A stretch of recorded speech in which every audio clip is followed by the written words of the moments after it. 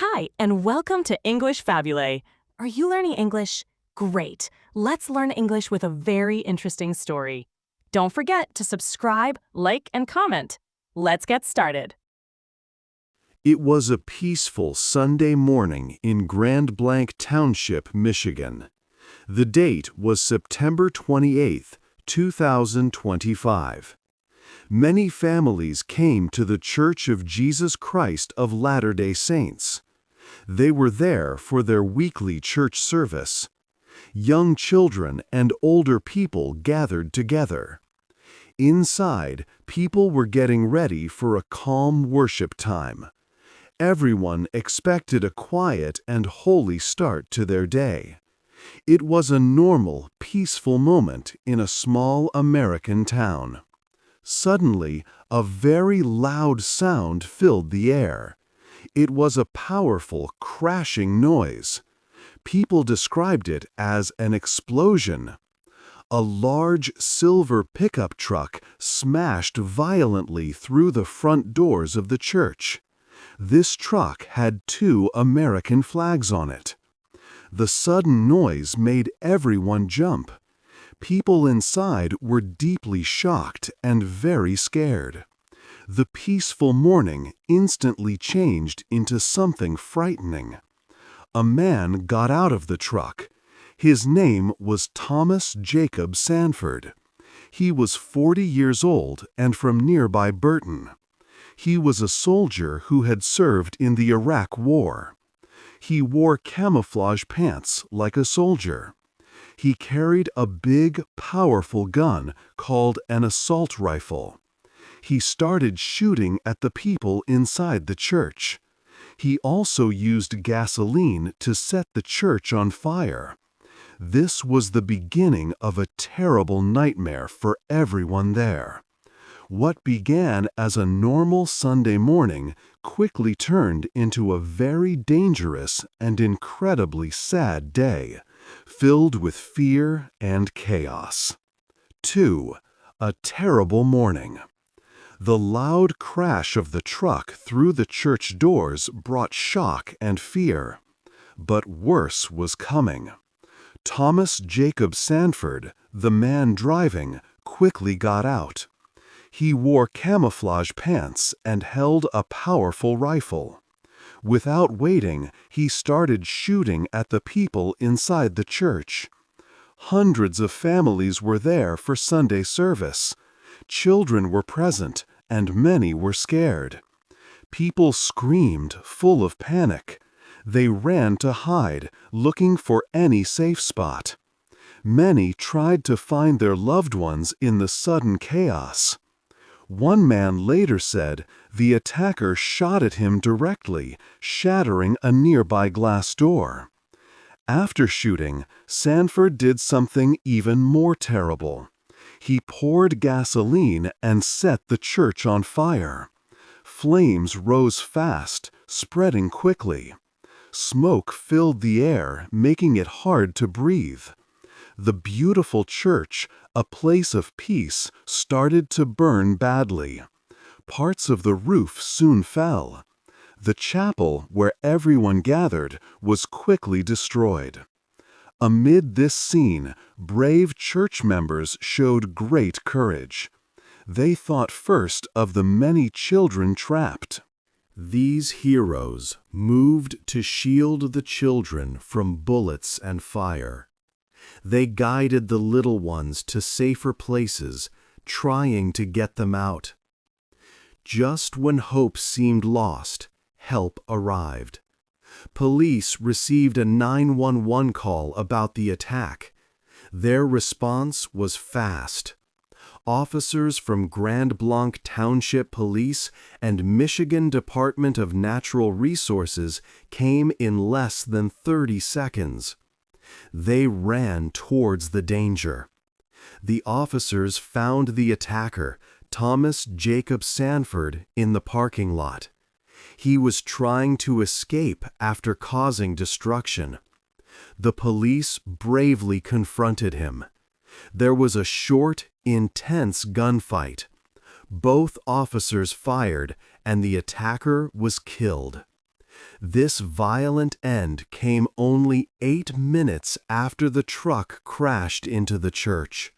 The terrible mourning finally stopped. 3. The man with the gun. Thomas Jacob Sanford was the man who brought terror to the church. He was 40 years old and lived in Burton, Michigan.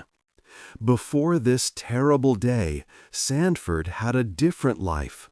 He was a proud soldier in the U.S. Marine Corps. Sanford joined the Marines in 2004 after finishing high school in 2003. He served his country for 4 years. During this time, he worked with vehicles and reached the rank of sergeant. His military record was very good. He received many medals, including the Iraq Campaign Medal, because he was deployed to Iraq. From August 2007 to March 2008, he was in a very dangerous part of the Iraq War. His father spoke of him as a homegrown kid who loved his family and was dedicated to his service. After his time as a soldier, Sanford came back home to Michigan in 2008. He started a new life, bought a house, and got married. He also became a father to a young son. But his family faced big problems. His son was born with a rare sickness. This meant the family had to pay a lot for doctors and special treatment. They even started an online fundraiser to help with medical bills. In 2016, his son was the first child to get a new type of medicine for his illness. These hard times with money worries and his son's health caused a lot of stress for Sanford. What he saw in the war might also have made things difficult for him. People are now looking closely at his past. They want to understand why a decorated veteran did such a violent thing. The police and the FBI are still working to find the real reasons behind his actions on that Sunday morning. 4. The people inside. The terrible attack left 4 people dead. Police said 2 of them died from gunshot wounds. 1 person died at the church, and another passed away later at the hospital. Workers also found 2 more bodies inside the burned church building. The fire made it very hard to find everyone. Police Chief William Renier shared how difficult it was to search the damaged building. He said that some people might have been trapped by the fire and could not get out. He knew there might be more victims once the building was safe to enter. 8 other people were hurt and taken to local hospitals. 7 of them were stable, meaning their condition was not getting worse.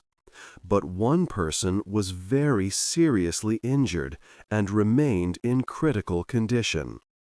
All of them needed special care. The deep sadness spread through the town. For those who were inside the church and lived, the pain was not just physical. Many people felt a great trauma. Seeing such terrible things can make people feel scared, sad, or worried for a long time. Some survivors might feel this sadness and fear for many years. Children who were present during the attack might feel these bad emotions even more strongly, needing much support to heal. The entire community felt this deep sorrow for the lost lives and the injured. 5. The police search for answers. The police investigation started right after the terrible attack at the church. Officers from the Grand Blanc Township Police began their work immediately. Soon, the Federal Bureau of Investigation, or FBI, also arrived to help. More than 100 FBI agents joined the local police. They worked together to find answers about the violence. The FBI called the event an act of targeted violence, meaning the church was chosen on purpose. One important step was searching the attacker's home. Police went to Thomas Jacob Sanford's house in Burton. They used special robots to check for dangers, like bombs, before going inside. They also looked closely at his truck, which he used to crash into the church. Inside the truck, officers found many improvised explosive devices, which are kinds of bombs. It was not clear if Sanford used these bombs during the attack. However, finding them showed that he had carefully planned to cause a lot of damage. He also used gasoline to set the church on fire. This was more proof that his actions were planned. Investigators spent many hours looking through Sanford's phone records. They checked his social media accounts and tried to learn about his personal history. All this was to understand what made him do such a thing. He was a soldier in the Iraq War, and he had problems after he returned home. But the police found it very hard to find a clear reason for the killings and the burning of the church. The job of finding a motive, or the why, was very difficult. Important leaders spoke about the tragedy. Attorney General Pam Bondi said the attack was heartbreaking and chilling. President Donald Trump called the shooting horrendous and said that such violence needed to stop. The police and FBI continued their work, searching for all the facts to give the community answers about this sad day. 6. A church in pain. The terrible attack in Grand Blanc happened at a very sad time for the Church of Jesus Christ of Latter-day Saints. Just one day before, on Saturday, September 27th, their president, Russell M. Nelson, passed away. He was 101 years old. President Nelson had led the church since 2018 and was its oldest president ever. Millions of church members around the world were already mourning his death. This attack made their sorrow even deeper. It came at a moment when the faith community felt a natural sense of vulnerability and change, adding to their pain. This was not the first time the Mormon community faced violence. Throughout their history, they suffered from attacks and harassment. For example, in the 19th century, there were very harsh orders against them. This recent event was another painful chapter in their long story. The FBI has been tracking hate crimes against Mormons since 2015 and has noted an increase in such incidents over time, showing a worrying trend. The Grand Blanc attack also showed a growing problem across the United States. Many churches and other religious places now face more danger. This sad event joined a list of other terrible attacks on places of worship. This includes the shooting at a Texas church in 2017, where many people died, and the attack on a Pittsburgh synagogue in 2018. The government, through the Department of Homeland Security, warned in 2025 that faith-based organizations are often less secure targets for attackers. This attack brought new fear to people who want to worship in peace. It made many wonder if their sacred places were truly safe anymore, deeply affecting the feeling of security for religious communities nationwide. 7. Why did this happen? The terrible attack made many people ask, why did this happen? People searched for reasons behind Thomas Sanford's actions. He was a soldier who fought in a war, which brought up important questions about soldiers' mental health. When soldiers come home, some have a hard time. They might have problems because of what they saw in war. This tragedy showed the need for better support for these brave men and women.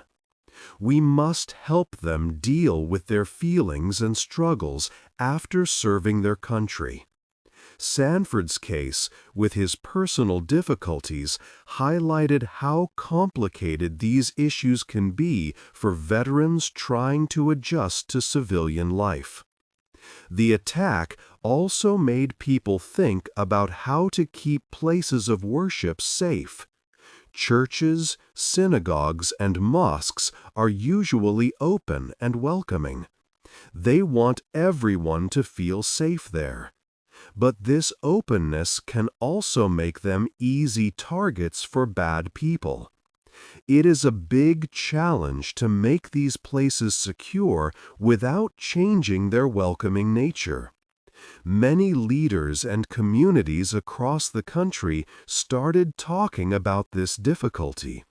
They wanted to find ways to protect people while they prayed or gathered, understanding that such places should be sanctuaries, not scenes of violence.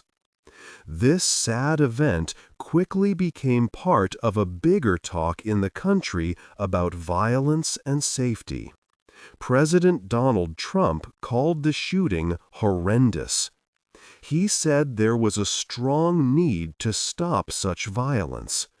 People everywhere were asking how such terrible things could happen in a peaceful community. They wondered what could be done to them. The attack in Grand Blanc made everyone look closely at how safe their own communities and places of worship truly were.